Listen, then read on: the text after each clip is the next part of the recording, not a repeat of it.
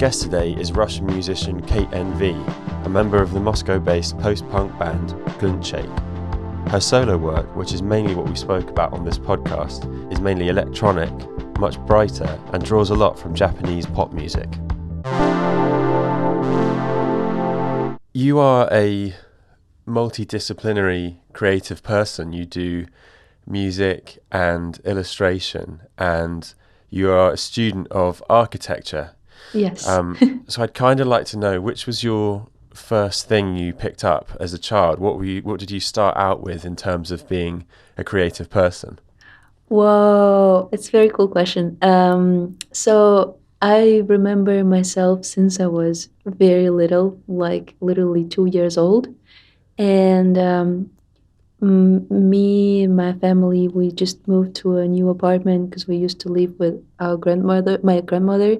And my mom says, and I also remember that once we moved to a new apartment, I was like literally cycling from one room to another because like they all were connected for like doors, and I was like cycling on my three-wheeled bicycle, like a little one, and forcing my parents to walk next to me, sing along with me, and I've been singing like a kid's song. It's like a very old Russian like kids song about the Christmas tree, and I was actually singing everything on one note, like no, it's just literally one note. But there was a moment my mom said that was a moment when she realized that I'm probably onto something because in between the verses and the choruses there is always like a pause when the music is playing and nobody's singing, and my parents, because they were, I think they might have been annoyed because they had to, do this stuff with me. They kind of wanted always to skip that part and just start like immediately singing the next verse. And I stopped them saying like, "Hey, no, there's music playing. We cannot hear it, but we can still like leave through this pause." And my mom was like, "Okay, maybe she's not able to sing all the notes correctly, but at least she's got the rhythm right." That Well, so was you took a it very seriously. You wanted to even if you're just singing it with your family, you have to take the songwriting seriously. That's structured in that way, and you but have to perform yeah, it in that way. but that's the song. It's just like it's not I was taking it seriously, but that was like, yeah, it was the song, and I was like, okay, this is the song. It's playing in my head, and I'm like singing along with what I have in my head. And yes, and after that, also like I started drawing very early too, also around 2 years old or something. And my mom used to give me like a lot of paper and like paints and like pencils and stuff, and she never, like she was very like into giving me all this like clear like blank paper all the time, even though I could like draw something in the corner and say like this is like a finished art piece. Yeah. And she was cool with because like 90s was a very difficult time. Nobody had any money in Russia, and it was really like paper was expensive, everything was expensive. And but she was like, yeah, okay, if my kid said that it's like the picture is done, I'm gonna give her like a new blank paper. And not like forcing me to fill the whole paper, like because she didn't want to waste it. So yeah, I started drawing pretty early too. And yeah, that's how I mean, after like later I remember I was maybe 4 or 5. I really loved to sing, and she once asked me if I would love to learn how to play some instrument. And she just asked me like, "What would you like to play?" And then like she also said that she was like praying for me not to say like something like violin, because that would be so intense. And I said like, yeah, okay, maybe piano. And she's like, yeah, cool, piano. It's a big instrument, but we can get it maybe. And I started to go to music school, and I also been visiting some art school too. So it was kind of like always with me. It's not like I had to choose something. But when I was maybe 7 years old, someone asked me, it was like a school interview videotaped or something, and they've been asking all my classmates whom they would love to become once they grow up. And I, for some reason, said that I would love to become an opera singer. Just Right. Okay. don't know why. So yeah, very random, I think. But yeah, that was my answer. So yeah. That's great. So your mother was always very supportive and behind you with your creative work and things like that. Yeah, yeah, Is she she a was very creative supportive. person as well? You know what? Yes, she is to her core, but unfortunately, life turned out that way that she had to, um, let's say, I don't know, be more realistic because it was very tough times and she had to work a lot. And she always wanted to play in the theater. And yeah, she did a lot of like theater stuff when she was younger. And then later, she just started working as a manager. And yeah, but she's like, it's interesting because like she never forced me to do something that she wanted to do. She always asked me what I want to do.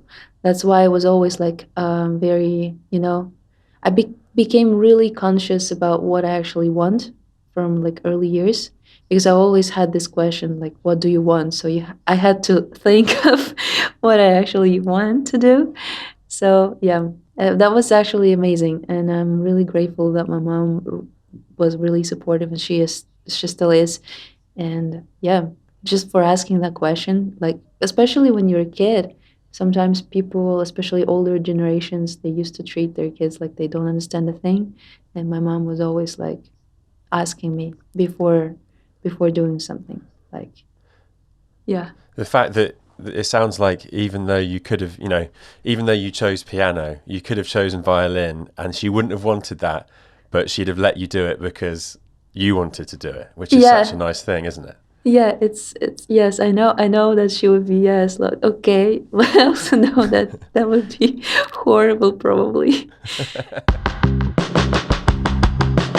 So, how about your first forays into writing your own songs? Do you remember when you started making your own music? Ooh, so yeah, sort of remember. So like since I was 2 when I started sort of singing, and I started talking at the age of 1, which is very early. And everybody in my family actually, first they were very excited, and then they were like, "Oh my God, she's talking too much."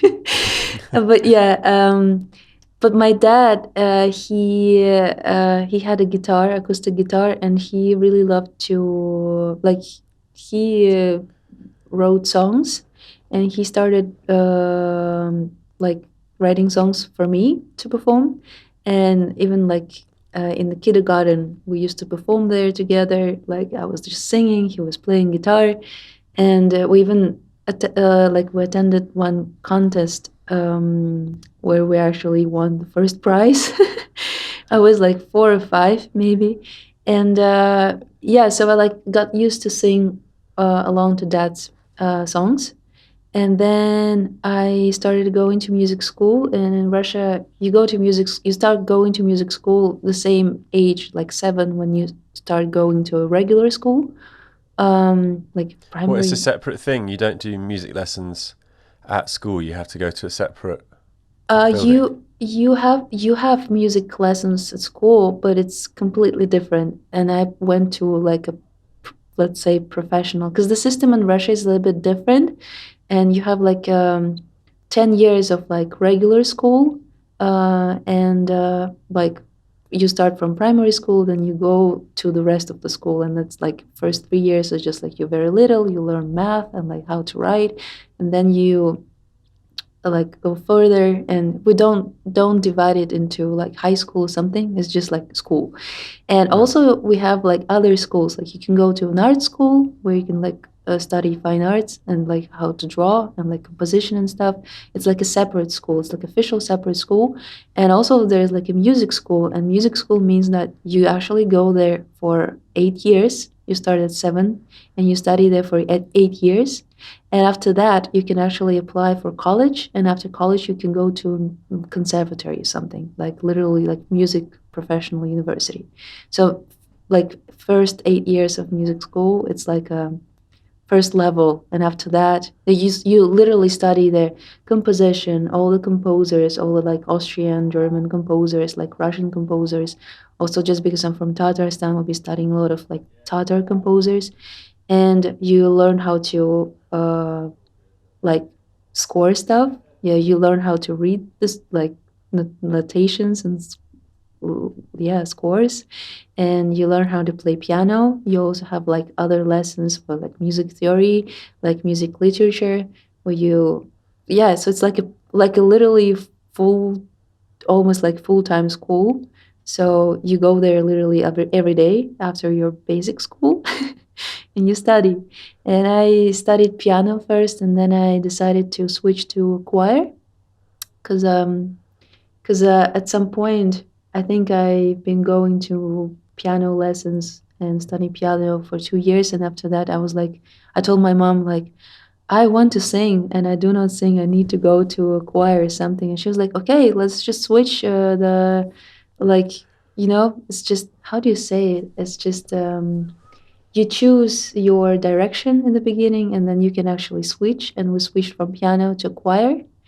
Yeah. And everybody in the music school were trying to convince my mom that I like shouldn't switch because at the moment choir was like much weaker than the piano, and because like Weaker how? it's like the program is weaker, you do not have that much lessons with piano, and they saw like a lot of potential for me to become a good pianist actually.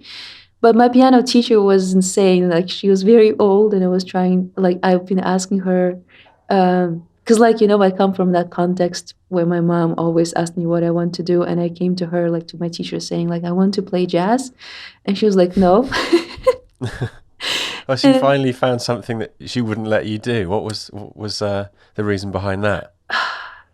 I don't know. She just really wanted me to play. This is hilarious. She wanted me to play uh, war songs. I literally learned first 2 years. I've been studying like very sad songs coming from the Second World War, and that was very sad. Uh, Aside of like a regular program with like all the etudes and stuff, like I had to sing the songs, and I really didn't like sing and play piano, and I really like didn't like it at all. And then she was a very old person, and she got retired. So after that, I switched to choir, and fortunately, we got a brand new teacher for the choir. She was amazing, and she also was like a part of the main opera theater in Kazan. She was like a amazing, amazing person with a great taste. And we started to sing like lots of cool, very complicated pieces by like not very obvious pieces, and actually changed my life completely because I was enjoying like going to music school, and like I loved choir. But at the same time, my skill with piano became very weak. But I have no regrets. Well, maybe now a little bit because I think would have been like it would be amazing to be a little bit better in piano. But yeah, maybe I just need more practice, I guess. Yeah, because if I listen to your first band Glintshake and all of Mhm. your solo work, I don't hear anything in that would line up with the sort of musical education that you've had.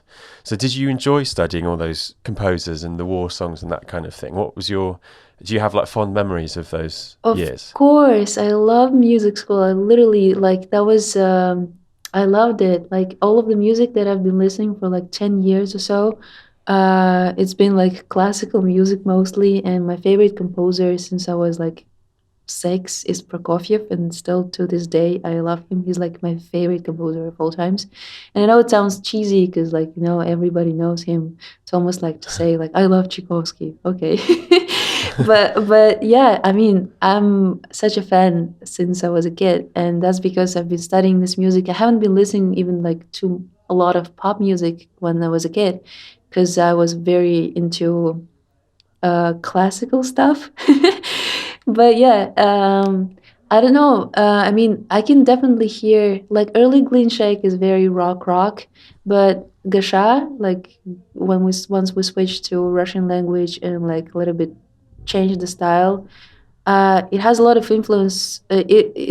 Literally it has a lot of influences by from um, let's say a little bit of Stravinsky for sure, Rimsky-Korsakov, like all those.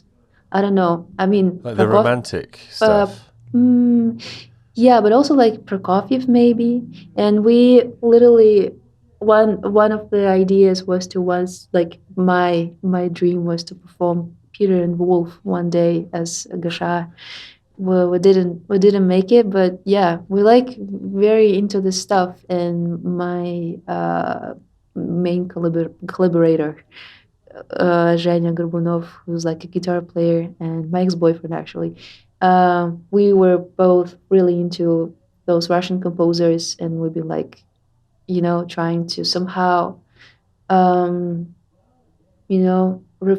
like reflect on what kind of connection we have with all this music, that like a legacy, Russian legacy and stuff like that. So to me, we have a lot of moments in Gasha connected to this kind of, background. Um, yeah.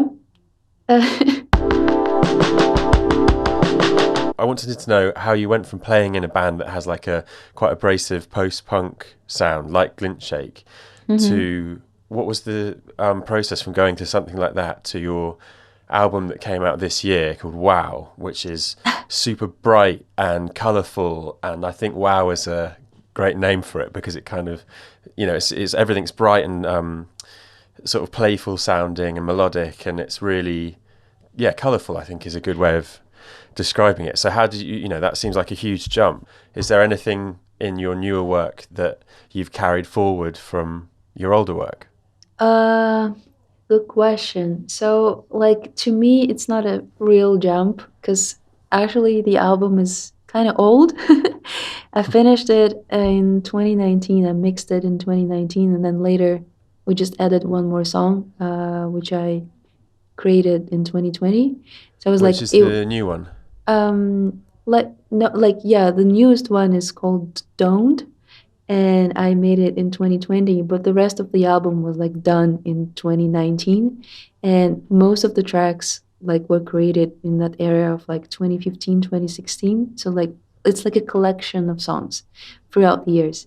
And yeah, it's like people have been asking me a lot, like whom is playing where, like is NV is performing in Glen Shake, or who's like what kind of persona is yeah, it's just I think it's maybe like to me it's very natural thing because I'm still just a person, and that's who I am in both projects. Let's say that it's just Glean Shake is a band with like three other, like it's four people, and we're all different. And the way we make music is mostly it comes out from improvisations. And when you are in conversation with someone, it's a little bit different when you're like working by yourself. But um, I think about myself as a like a joyful person, I guess. And it's just wow, it's like another side of um, myself. I don't know. So it's just like to me, it's like nothing surprising. It's just I had other albums, and it's always like I always had this let's say electronic side with like chopping samples and like making funny ridiculous sounds, because when I first started producing music by myself, I started with making, let's say, electronic pop, I guess, but like in a dancey way. I don't know. I was really into like 90s at that moment, and some sort of I've been listening to lots of New Jack Swing at that time, and I found that music very kind and I don't know, joyful.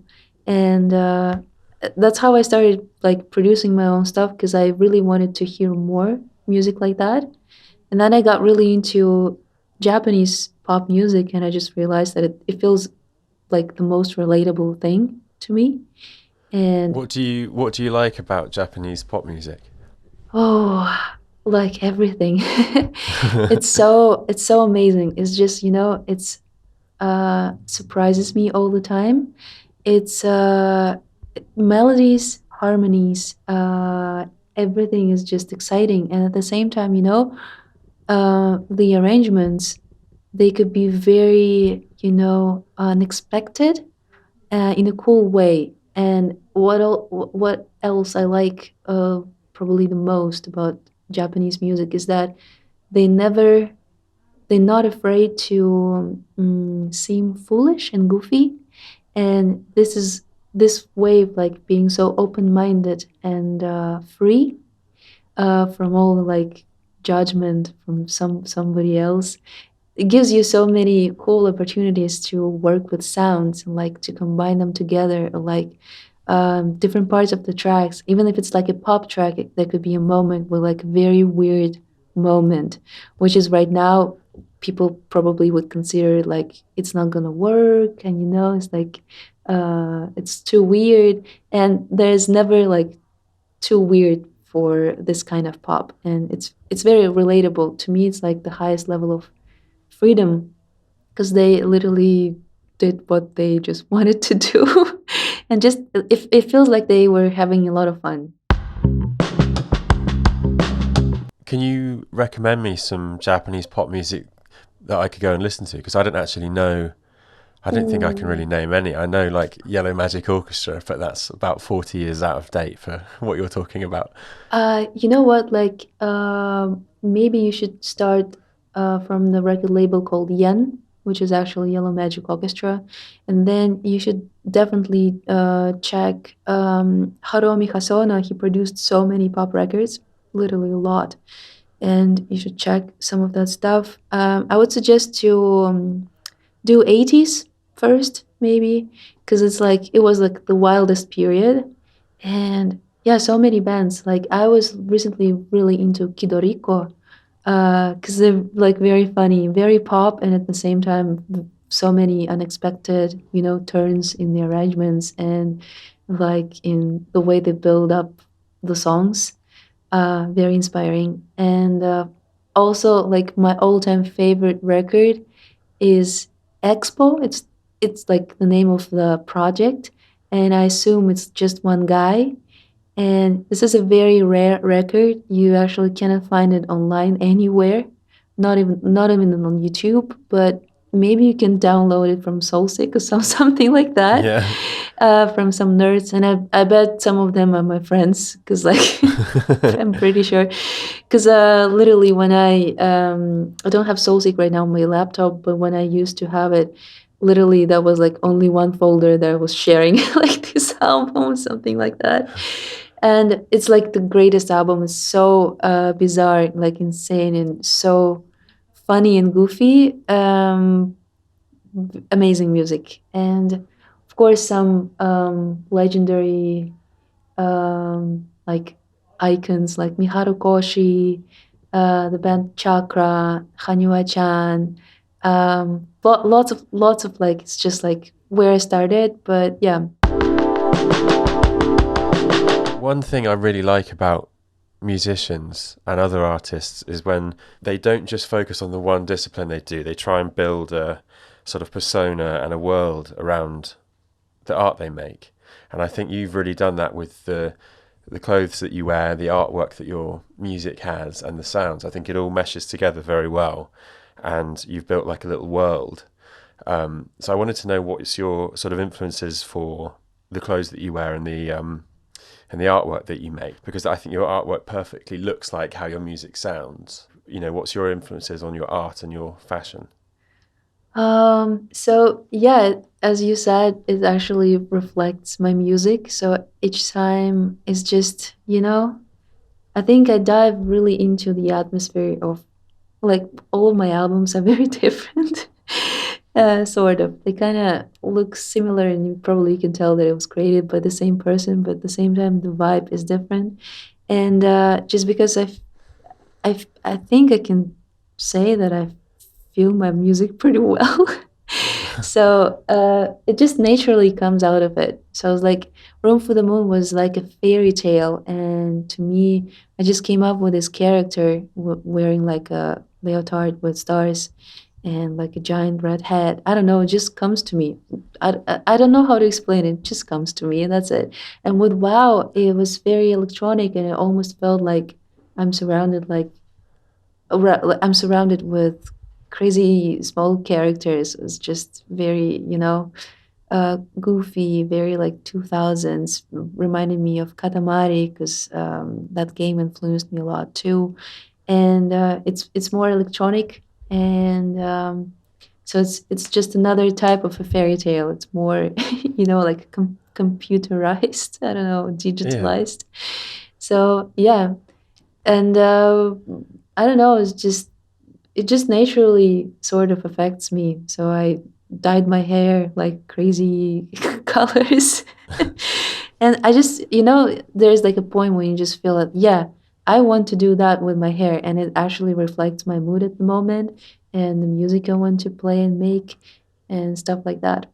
If you wrote all these songs back in 2019, Hmm. that's a good few years for things to change and for your taste to develop and that kind of thing. So is there something that you're really into at the moment that might show up a bit on your future work? What are you spending your time listening to and looking at the moment? Oh, it's a good question. It's been a very tough year for lots of people, including myself. And first couple of months, I actually couldn't even listen to music like at all because everything felt so unrelatable. Like I couldn't even feel that I can be emotionally attached to any kind of music. Literally, be trying to listen to something I just couldn't. And now I'm like slowly getting to the point when I'm starting to listen to music again, slowly, slowly. It's like not like constantly like digging and finding new stuff, but like at least allowing myself to listen to some funny, nice music, including Hmm. Kidoriko, actually, the band that I mentioned before. Um, the album, I can send you the album if you want to, like YouTube link, because it's also not so easy to find that one. The album is amazing, and it just like brought me to life. And also, there was a moment when I came back to Moscow for just a week and a half to record with Clean Shake because I knew that we're not going to be able to do that in the nearest future.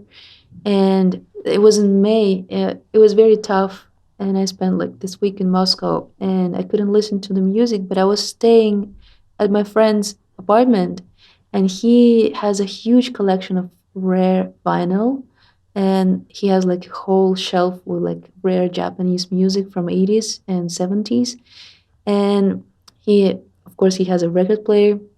So I just found myself, you know, in this weird routine that I almost forgot how to do that. I was just like browsing for the, records and choosing the cover that I like and trying to guess what kind of music it has, the record itself. And I just like started like playing those records because there is like a routine. You need to get the record and open it and put it on the record player and then put needle on it and then press play. It's like a lot of things to do before you actually listen to the music, and that actually helped me to motivate myself again to start listening to it. And that really helped. So I listened to lots of like crazy stuff that I don't even know how to Google online because everything is in Japanese and you just don't know the names. And that was an amazing experience. It actually helped me to start listening to music again.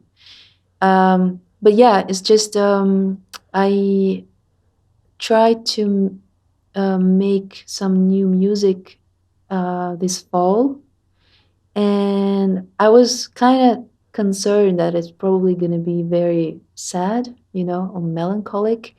And for some reason, I just realized that probably I'm not that person who could actually make very dark music. I don't know, it's maybe it's going to change in years. I don't know. But for now, I still somehow manage to stay, lighthearted, I guess. And Hmm. joyful, though like the times are pretty intense and dark. So yeah, I've been sitting and making new music. It's still like it's a little bit, maybe more melancholic than it used to be, more calm, but definitely not depressive. I would say Yeah. so. And yeah, it's just like I've been sitting alone and like playing on my guitar a lot because I also knew that I will have to. I left my guitar in Moscow because it's very heavy, and just because I don't know where to actually leave at the moment, I need to figure out this stuff. And it's too hard to travel with guitar because it's heavy and big. Yeah. And I had to leave it in Moscow, which actually is just so sad. And that's why Where are you at the moment? I'm in Belgrade currently, Okay. Yeah. but I don't have a plan to stay here forever, and I just need to figure out where to move and how to do that. I'm in the process of like kind of dealing with this all like getting documents and stuff like that. It's not that easy. It takes a lot of attention, and because I have like all these releases happening, it's like I cannot really concentrate. So Yeah. it's been like kind of tough, but yeah, I'm not complaining, not complaining. So yeah, so the music probably, I don't know when I'm going to finish those tracks that I started this fall. Um, maybe much later, and people be like, "Oh, what happened to Kate?" And I'm like, "Yeah, it was created 5 years Yeah. ago." Uh, so yeah, but it's not dark. It's not dark at all. It's like Hmm. um, there's even a joke about me. It I once improvised together with my university friends. It was probably one of my first improvisation sessions, like in my whole entire life. And it was like my friend who was playing keys. I was also playing keys. And also there's like a violin player. And we just started like, we started the track and we started another one and we started another one. And then she stops playing violin and she stops and says like, Kate, for God's sake, can you at least one time play something not in major key? Can Right. you please Okay. use minor? And I'm like, oh, I didn't even notice. So yeah, that's me. I'm that kind of major key person. Do you have friends who are still in Moscow or elsewhere in Russia who are, how is the situation over there affecting their creativity? Is that something you are aware of? Is yes and no, because once you sort of leave, you kind of, it's hard to understand the vibe because, there are lots of information coming like out of everywhere and it's always confusing. You don't really understand how people feel there. And it's also very different to everyone. And I actually have three friends in Moscow currently, and one of them she's gonna move to France pretty soon, so she's like literally packing stuff. And other two, they are currently still in Moscow, and I don't know. Like one of my friends, she's gonna I think stay there, and another guy, he's an artist and probably he's going to apply to some residency and stuff like that. And literally like three friends actually too. So the rest, like other people, they just left the country. And yeah, they're all now in different countries. Some of them are in Georgia, some of them are in Armenia, some people are in Belgrade, some people are in Germany. And I have lots of friends in Israel right now because um, they all moved there because there is a program. Because if you are a Jew, you can actually sort of, travel home and stay there and get a passport. And like lots of my friends, they found all the documents proving that they're Jewish and they moved to Israel. And so that they now based there. So yeah, but yeah, everybody is scattered around the world. It's crazy. Well, thank you for talking to me about that. I realise that must be very difficult to talk about your friends and how everything's been uprooted by things. So I appreciate you telling me about that. Yeah, it's still like kind of tough conversation, but I mean, it's just a reality. The more I talk about it, the more I accept it, I guess. It's just, it becomes normal, which is fine. Because, I mean, nothing's gonna be the same again, and I need to let it go anyway. So, yeah. Okay, Kate, what would you like to offer up as your Who's Flying the Plane hidden gem? I wish more people knew about that Expo album I was talking about earlier, that Okay. Japanese dude, because it's just an amazing record. It's an amazing record, and it's so sad that there is no YouTube video or any evidence of it online. Yeah. I once found it. I found a video on a Japanese sort of YouTube like version website. It happened like maybe 6 or 7 years ago, and now it's gone. I cannot find it. Like it's also like almost impossible to Google the name because it's Expo, and it's like it's like the worst thing. And there is no like Wikipedia page or anything. It's so hard to find it, and I just don't know. Like, I mean, I would suggest people to listen to it, but how? So I have no idea. Just like Cool. search and soul sick. I don't know. Yeah. All right. Well, thanks a lot for taking the time to talk to me today, Kate. You're welcome. Thank you so much.